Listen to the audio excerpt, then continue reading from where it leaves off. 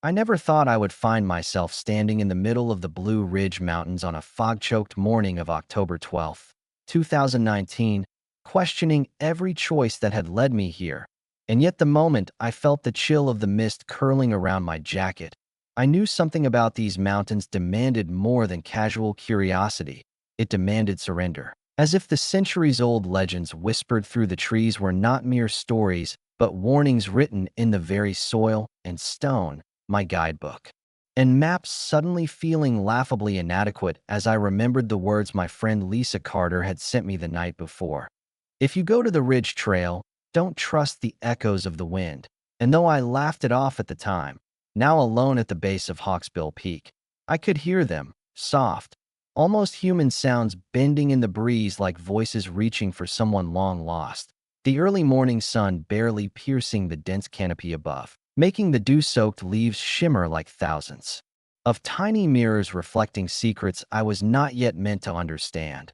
I could almost feel the weight of the stories the locals had murmured at the cabin where I had stayed in Asheville just 2 nights prior. Old men and women telling tales of people vanishing on trails that twisted in impossible ways, of shadows that moved against the wind, of a low humming herd at twilight that seemed to come from nowhere and everywhere at once. Each story carrying a grain of dread that I dismissed until it became my reality.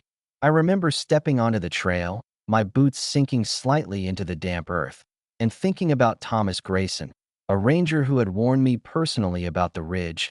"It's not the height that gets you," he said with a crooked smile. "It's what the mountains choose to show you." Words that seemed cryptic at the time, but as I moved deeper into the trail, I realized that the forest itself was alive in a way I could feel pressing against my senses, the path narrowing. Twisted roots reaching out like fingers, the wind changing, carrying scents I could not place, something floral and metallic all at once. And then there was the sound, soft at first, like distant laughter or a bell chiming underwater, and my heartbeat kicked in rhythm with it. My camera hanging uselessly around my neck. No lens or shutter could capture what my mind already refused to process. I recalled reading a pamphlet in the visitor center about the legend of the Lost Hollow, an area supposedly sealed off by locals decades ago after repeated disappearances. People spoke of seeing flickering lights between the peaks at night and hearing cries or whispers in the early morning that vanished when approached. I laughed again nervously, telling myself that hikers get lost and legends get exaggerated. But my laughter died when the sound grew louder, moving with me, sometimes ahead, sometimes behind, always just out of sight. And I began to notice that the trail didn't match the map exactly. Curves and forks that weren't there before appearing as if the forest itself were rearranging for some purpose. And I thought back to the journal of Margaret Ellis, a mountaineer from 1924, who wrote about the breathing woods where trees shift and the wind carries voices that are not winds. And a shiver ran down my spine because now I was living exactly what she described. A single rational thought escaping my panic, that I needed to reach the ridge before the fog grew too thick. Yet each step felt heavier, the air itself sticky with anticipation, as though the mountains were waiting for me to notice them. And I noticed a pattern in the trees, knots and hollows forming shapes that almost resembled faces, each with an expression of silent warning or perhaps mockery.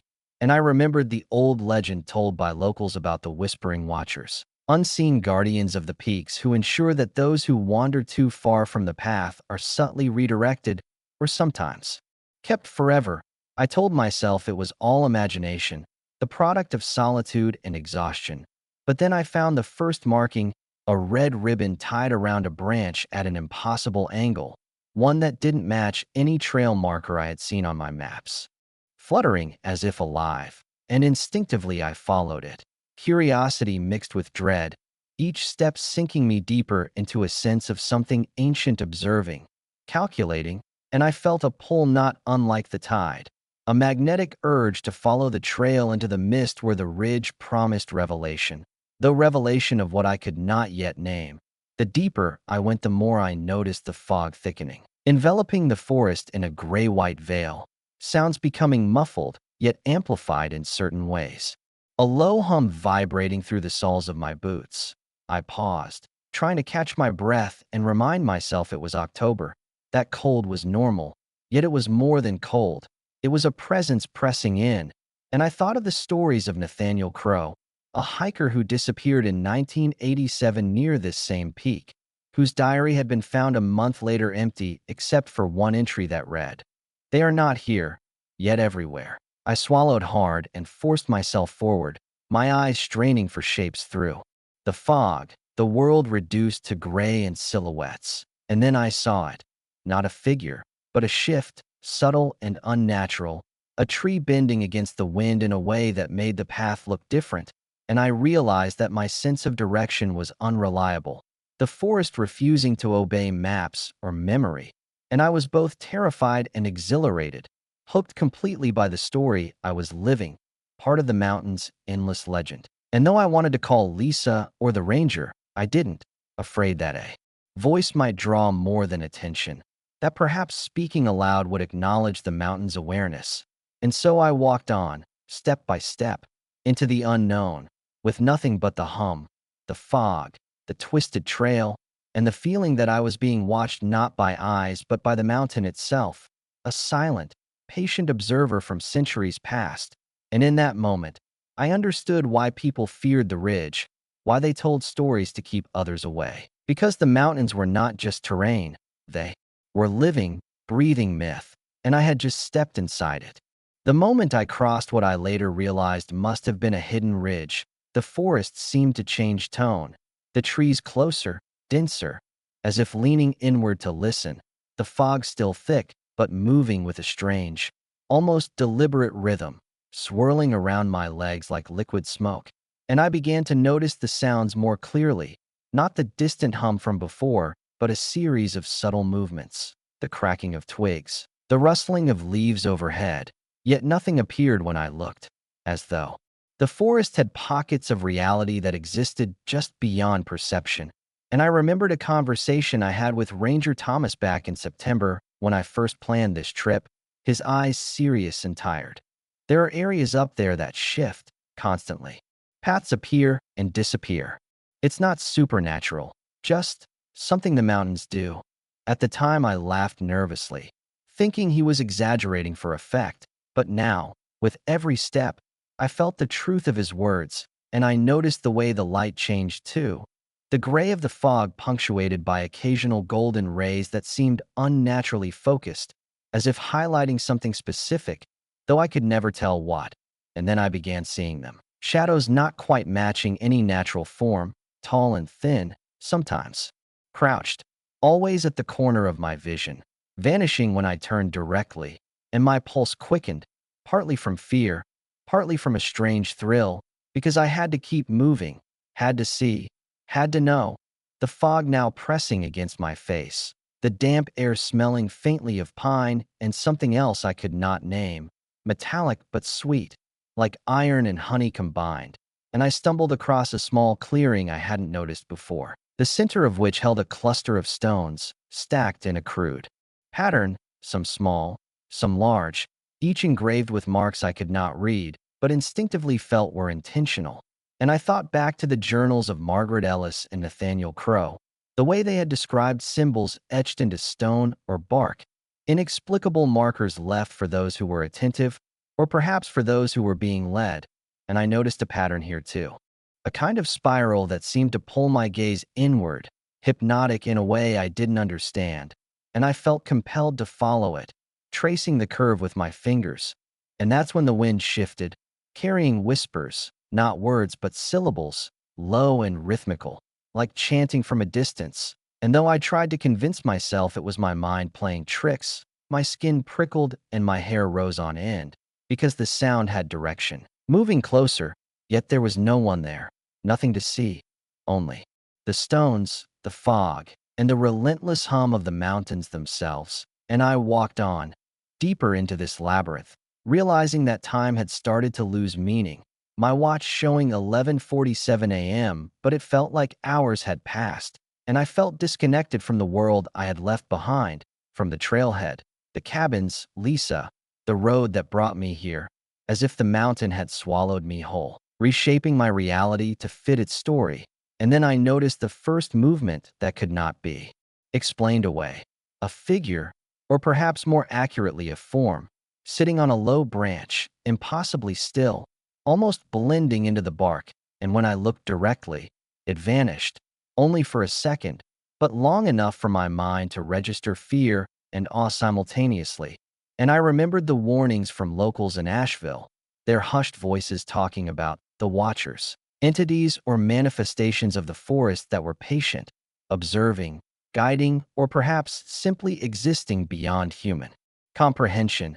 And I began noticing patterns in the sounds too. The rustle of leaves forming rhythmical sequences, almost like sentences, though I could not interpret them. And the fog seemed to thicken around these moments, pressing in on all sides, narrowing the space to a tunnel of gray, through which I could only move forward, compelled by curiosity and a sense of inevitability. And I came upon another clearing, larger, almost circular, the center marked with a single, tall tree, gnarled and bent, its roots exposed and curling over the ground like ancient fingers, and there, around the base, were more markings, these unlike the stones before, etched into the bark, deep and deliberate.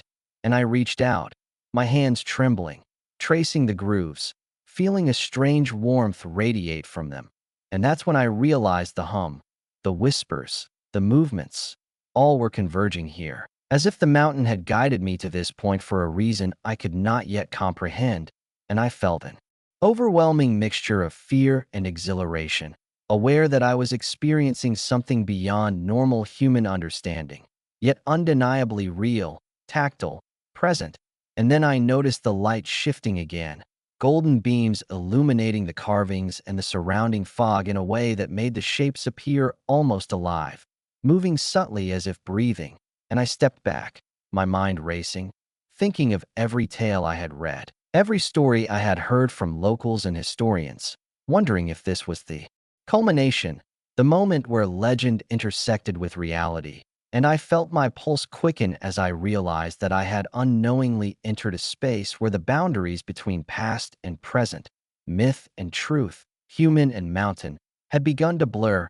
And I remembered something Margaret Ellis had written in her journal, words that now rang through my mind with haunting clarity. The mountain speaks not in words, but in presence. And presence is never gentle. And I understood, suddenly, why people avoided the ridge, why paths were hidden, why whispers were warnings. The mountain was alive with history, memory, and a consciousness that demanded respect.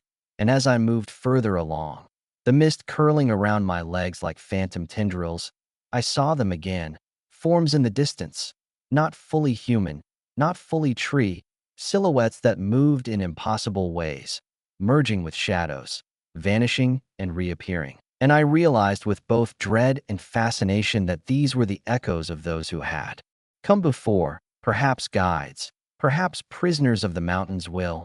And I walked on, drawn deeper, aware that the story I had entered was one of countless others, layered into centuries of human curiosity, fear, and awe, and that I, too, would become part of it, whether I wished it or not. Each step resonating with the hum, each breath a dialogue with the mountain itself, compelling me forward into the heart of the mystery. By the time I reached what I could only describe as the inner ridge, the fog had thickened into a near-solid wall, yet somehow the path remained, twisting and narrowing in ways that defied logic, my boots sliding over damp moss and roots, my breath shallow, heart hammering, every instinct screaming that I was being led deeper into something beyond comprehension. And then I heard it clearly for the first time, a low, resonant vibration that seemed to come from the ground itself, reverberating up through my legs, filling my chest, mingling with the whispers that now carried discernible tones, almost forming words, though I could not understand them. And I realized I was not alone, though when I turned, there was no one. Only the fog shifting as if alive, the shapes of the trees bending and twisting in impossible angles.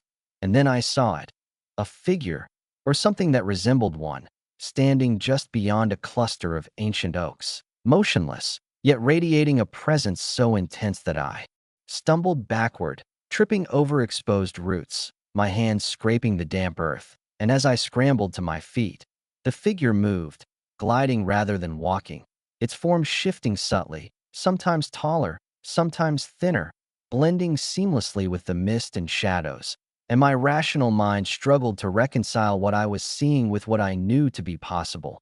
And I remembered Ranger Thomas's words, the cryptic warning about what the mountains choose to show, and now I understood. It was not simply the forest. It was something that existed within the forest, something ancient, patient, and aware, and I felt my pulse spike as the figure approached, or perhaps I approached it, the distinction blurring in the thick, vibrating air, and then I saw the carvings in the trees, glowing faintly in a phosphorescent light that seemed impossible, spirals and lines forming patterns that pulsed with a rhythm matching the low hum beneath my feet. And a sense of vertigo hit me, as if the ground itself was breathing, expanding, and contracting in time with the whispers, and I realized that I was standing in the very center of the mountain's consciousness, a place where the layers of time, memory, and presence converged, and the figure raised what might have been a hand, or perhaps it was merely the shape of a branch, and I felt a pull, magnetic and irresistible, drawing me toward the center of the clearing, toward the tree at the heart of the carvings, and as I stepped closer, the mist parted slightly, revealing more figures, emerging from the fog, silent and observing, their forms impossible to describe, not fully human, not fully natural, yet undeniably alive. And I remembered the stories of Lost Hollow, of those who had vanished for days or weeks, sometimes returning changed, often not returning at all, and now I understood. The mountain was not a place to conquer or explore. It was a living entity, aware of every step, every thought, every heartbeat, and it was acknowledging me, testing me, integrating me into its eternal story, and my rational mind screamed to turn back.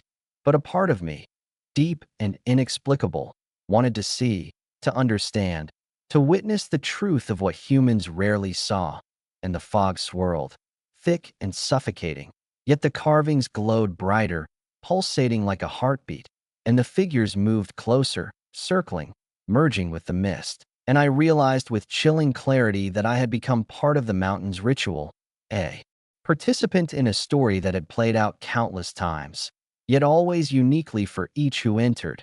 And the whispers grew louder, resonant and harmonic, forming patterns I could almost comprehend, emotions conveyed without words, a language of presence, of fear, of awe, of understanding. And I felt tears streak my face, cold and unbidden, as I stepped into the center of the carvings, reaching out to touch the ancient bark. And the mountain responded, a surge of energy that was not painful but overwhelming, coursing through my body, filling my mind with images of those who had come before, of rituals, of vanished hikers, of explorers like Margaret Ellis and Nathaniel Crow, of children who had wandered too far, all threads woven into the mountain's consciousness. And I understood that the mountain preserved memory, not just of events but of presence, and I felt mine being recorded, integrated, absorbed, yet not erased, not destroyed. A paradox of existence that defied comprehension, and the figures moved closer, circling and swaying, their shapes merging with the mist and light. And I realized that I was witnessing the culmination of centuries of observation, a communion with the living spirit of the Blue Ridge. And as I stood there, overwhelmed, I felt a pull toward understanding, not fully clear, not fully articulate, yet undeniable, as if the mountain itself was teaching me, revealing truths that humans rarely perceive, about patience, awareness, presence, and the quiet persistence of memory in nature. And then, without warning, the fog thickened violently, the figures disappearing instantly, leaving the clearing empty except for the glowing carvings and the low hum vibrating beneath my feet. And I fell to my knees, gasping, the sensation of energy fading, leaving only exhaustion and awe. And I realized I had survived the encounter intact, yet profoundly changed, as if part of me now belonged to the mountain, inseparable from its consciousness. And I remembered the stories of those who returned from Lost Hollow, changed forever. And I knew this was the truth of those legends. The mountain had chosen to show itself to me, to integrate me. And whether or not I left, I would carry this experience, this communion, this knowledge, forever, a witness to the living myth that is the Blue Ridge. And as I slowly rose, I felt the fog beginning to thin, the path reappearing, familiar yet altered, the carvings fading into normal bark, yet the hum lingering faintly, as if reminding me that the mountain remembers, that the watchers are always there, patient, silent, and eternal. And as I walked back toward what I hoped was the trailhead, each step resonated with the hum, each breath with the whispers, and I knew that the mountain had left a part of itself within me, just as I had left a part of myself in it, and the experience would haunt and illuminate every memory, every thought for the rest of my life. A vivid reminder that some places are not merely landscapes, but living, breathing entities, guarding their stories, their secrets, their presence, demanding respect, attention, and reverence, and that the Blue Ridge Mountains, with their fog, their carvings, their whispers, and their watchers, are one such place, eternal, patient, and utterly real. By the time I emerged from the fog, the sun had shifted noticeably, casting long, golden beams across the valley, and though the path now seemed familiar, almost mundane compared to the surreal intensity of the inner ridge, I felt a persistent weight in my chest, a reminder that I had been touched by something far older and wiser than myself. And as I descended toward the trailhead, the forest slowly returning to its ordinary rhythm of bird calls and rustling leaves, I kept glancing back, half expecting to see figures or shadows. But there was nothing, only the ordinary mountains I had known from photographs and maps. Yet I carried the echo of that hum, the imprint of those whispers, and the memory of the glowing carvings pressed indelibly into my mind. And I thought of Lisa Carter, waiting for my return, and the absurdity of trying to explain what had happened. How could anyone understand that the mountains themselves had spoken? And yet I knew some part of me had changed forever. A subtle shift in perception that allowed me to see and feel the world differently, to notice the pulse of presence in ordinary things. And when I finally reached the small cabin in Asheville that evening, I found her sitting on the porch, phone in hand, and she asked immediately if I had found what I was looking for. And I laughed nervously, telling her only that the mountains had shown me more than I could describe, and she nodded knowingly, as though she understood in a way that words could never convey. And that night, alone in the cabin, I wrote down everything, every detail of the path, the fog, the whispers, the glowing carvings, the impossible figures, knowing that the act of writing itself was part of integrating the experience, that documenting it was a way of keeping the mountain's memory alive outside its own boundaries. And as the hours passed, I realized that the experience had left me hyper-aware of patterns, of echoes, of presence, noticing things in the world that others passed by unseeing, and I began researching more rigorously, looking into old ranger logs, historical journals, and even newspaper accounts, finding tantalizing hints of similar encounters dating back over a century. Accounts of hikers vanishing and returning with tales too strange to be credible, yet each carrying the unmistakable thread of truth. And I discovered that many of these incidents clustered around the same peaks, the same inner ridges, areas locals had always treated with a mixture of fear and reverence. And it became clear that what I had experienced was not an anomaly, but a continuation of a living tradition, a dialogue between human curiosity and mountain consciousness. And I began to understand the role of the Whispering Watchers, not malevolent, but guardians, preserving the integrity of the peaks, ensuring that the balance between human presence and the mountain's essence remained undisturbed. And as weeks turned into months, I returned several times, cautiously, each visit deepening my connection and understanding, noting that the carvings sometimes reappeared, the hum returning faintly, confirming that the mountain remembered, that the experience was ongoing, evolving, and that I was now part of a lineage of witnesses stretching back generations. And I shared fragments of these accounts with trusted friends, historians, and researchers, always careful not to sensationalize, knowing that the power of the mountains lay in subtlety, in observation, in presence, and that for those unprepared or impatient, the lessons could be disorienting, even dangerous.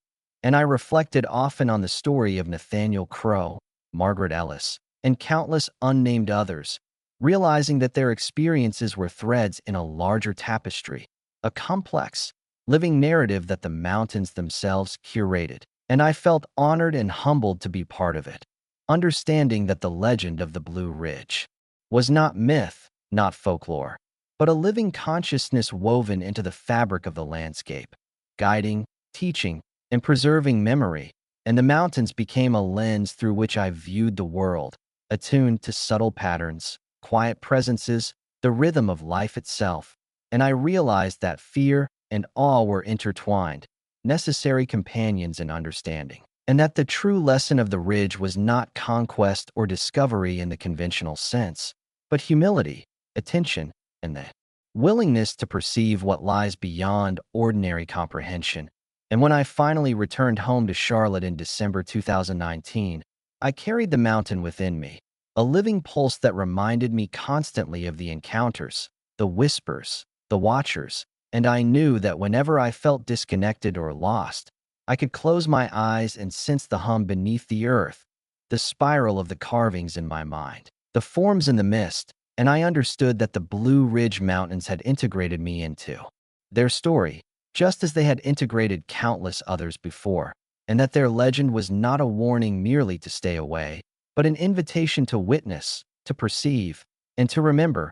And I accepted that, carrying both the exhilaration and the quiet terror of that day, knowing that the mountain's secrets are infinite, patient, and enduring, and that my life, forever marked by a single October morning in 2019, would always remain intertwined with the living, breathing legend of the Blue Ridge.